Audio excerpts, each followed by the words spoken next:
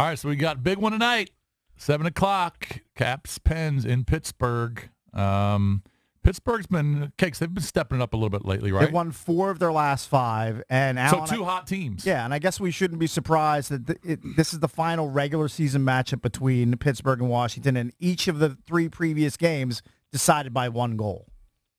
Absolutely, and anytime you have Sidney Crosby on your team, if he was on the Caps, he would be second in goals, first in points, and he's just a terrific player that comes to play every night, and it's that time of year. And then you have Evgeny Malkin, who's got 68 points, which would be, also the lead on the Caps. So no, he'd be behind Ovi. Ovi's at 77 points.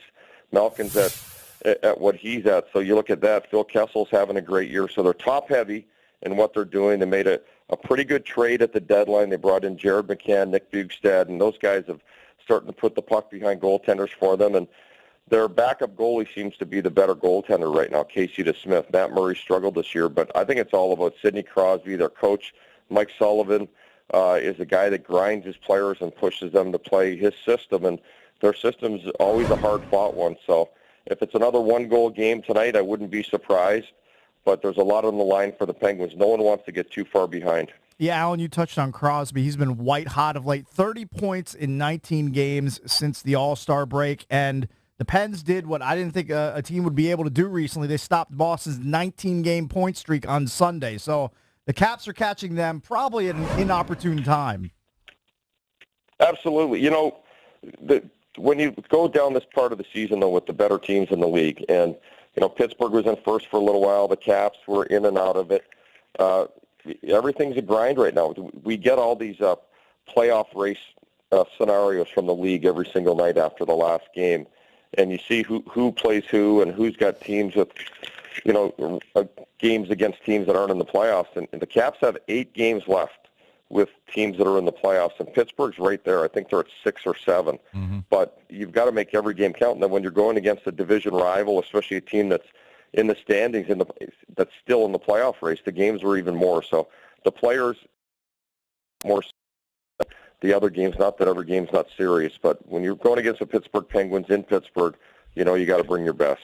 I know he may not be playing tonight, but Phoenix Copley has been playing great. Is this a situation where he's not going to play at all come playoffs? Because he really has contributed this season. Well, he has, but you know what? The plan last year was never for Grubauer to play a game. Right. But then again, Holtby was struggling, and, it was just a matter of time, when Grubauer went in, that, as soon as he got a loss, you're going to have to put Braden Holtby back in, or a couple of losses or a couple of bad goals. In this situation with Phoenix, he's 15-5-3 right now. His numbers are almost identical to Braden's in the goals against average, save percentage. And he's been a surprise. I didn't think he'd be able to do as well as he has, but, the team's played better, but he deserves all the credit himself.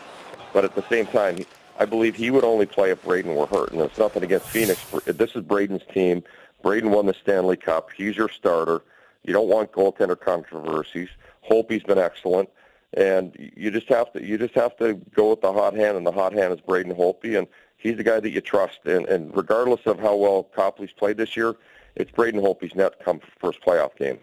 Joined by Alan May, brought to you by the DC Lottery, where winning never felt so good. Play the new Washington Capitals 2018 Stanley Cup champion Scratcher today. You could win $50,000 instantly. The Caps PK and power play of late have been stellar. The PK is at 87% since the All-Star break. That's 5th best in the league, and we saw them kill off 5 Jets power plays over the weekend, and the power play is at 21.8%, 10th best. So they're peaking at just the right time with the playoffs around the corner.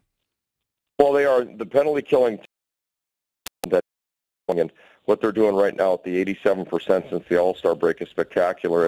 And then the last 16, they're 16 for 16. And Carl Hagelin, Nick Jensen are a big part of that.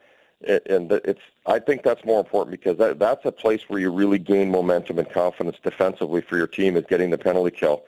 We know the power play will always work. They'll find a way to make it work. And tonight they're going to be tested. Pittsburgh moves the puck around. It's a very unique setup that they have in their power play. They have a lot of threats. All those threats are playing right now. So having Hagelin can help the coaching staff with a lot of the looks that the Penguins like to have on their power play. And it's going to be important to stay out of the box in this one, and when you do get a power play, to convert on it.